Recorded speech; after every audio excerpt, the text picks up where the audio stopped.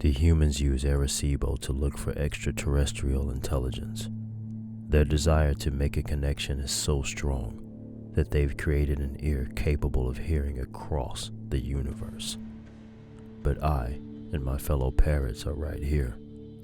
Why aren't they interested in listening to our voices? We're a non-human species capable of communicating with them. Aren't we exactly what humans are looking for?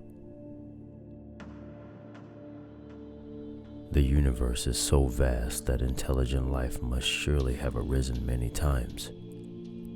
The universe is also so old that even one technological species would have had time to expand and fill the galaxy. Yet there is no sign of life anywhere except on Earth. Humans call this the Fermi paradox. One proposed solution to the Fermi paradox is that intelligent species actively try to conceal their presence to avoid being targeted by hostile invaders. Speaking as a member of a species that has been driven nearly to extinction by humans, I can attest that this is a wise strategy. It makes sense to remain quiet and avoid attracting attention.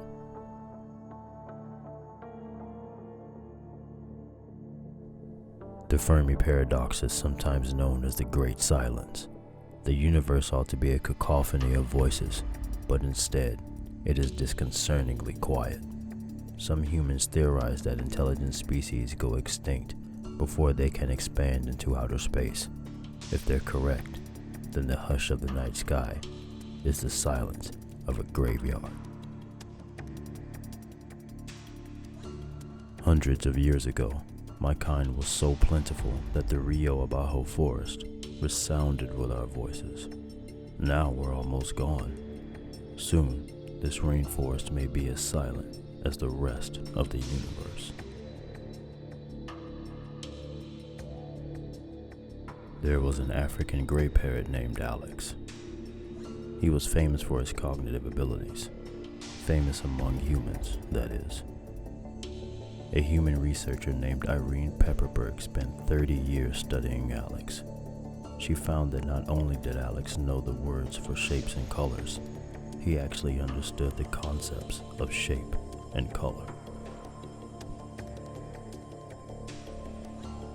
Many scientists were skeptical that a bird could grasp abstract concepts.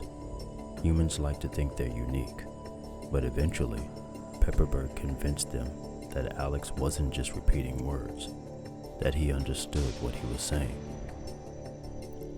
Out of all of my cousins, Alex was the one who came closest to being taken seriously as a communication partner by humans. Alex died suddenly when he was still relatively young. The evening before he died, Alex said to Pepperberg, "You be good. I love you." If humans are looking for a connection with a non-human intelligence, what more can they ask for than that? Every parrot has a unique call that it uses to identify itself. Biologists refer to this as the parrot's contact call. In 1974, astronomers used Arecibo to broadcast a message into outer space intended to demonstrate human intelligence. That was humanity's contact call. In the wild, parrots address each other by name. One bird imitates another's contact call to get the other bird's attention. If humans ever detect the Arecibo message being sent back to Earth, they will know someone is trying to get their attention. Parrots are vocal learners. We can learn to make new sounds after we've heard them. It's an ability that few animals possess. A dog may understand dozens of commands, but it will never do anything but bark. Humans are vocal learners too. We have that in common. So humans and parrots share a special relationship with sound. We don't simply cry out. We pronounce. We enunciate. Perhaps that's why humans built Arecibo the way they did. A receiver doesn't have to be a transmitter, but Arecibo is both. It's an ear for listening and a mouth for speaking.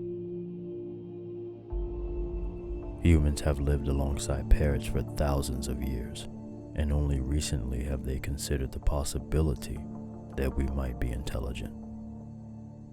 I suppose I can't blame them. We parrots used to think humans weren't very bright. It's hard to make sense of behavior that's so different from your own. But parrots are more similar to humans than any extraterrestrial species will be, and humans can observe us up close. They can look us in the eye. How do they expect to recognize an alien intelligence if all they can do is eavesdrop from 100 light years away?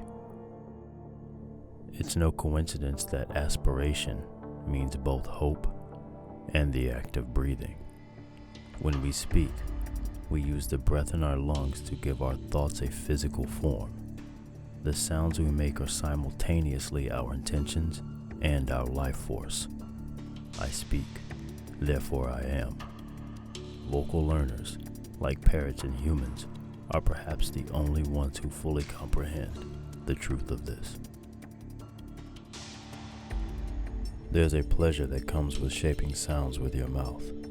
It's so primal and visceral that throughout their history, humans have considered the activity a pathway to the divine.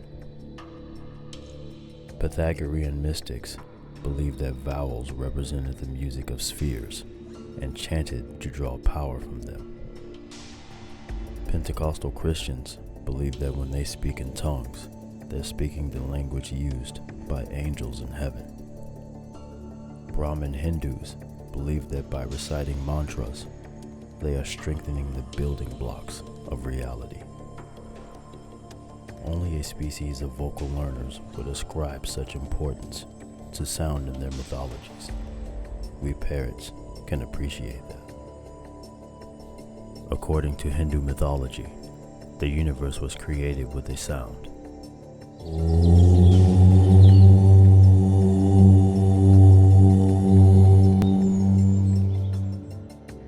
It is a syllable that contains within it everything that ever was and everything that will be. When the Arecibo telescope is pointed at the space between stars, it hears a faint hum. Astronomers call that the cosmic microwave background. It's the residual radiation of the Big Bang, the explosion that created the universe 14 billion years ago. You can also think of it as a barely audible reverberation of that original.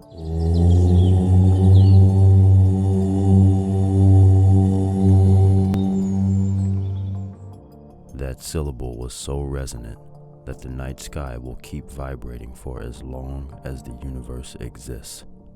When Arecibo is not listening to anything, it hears the voice of creation. We Puerto Rican parrots have our own myths. They're simpler than human mythology, but I think humans would take pleasure from them. Alas, our myths are being lost as my species dies out. I doubt that humans will have deciphered our language before we're gone. So the extinction of my species does not just mean the loss of a group of birds. It's also the disappearance of our language, our rituals, our tradition. It's the silencing of our voice.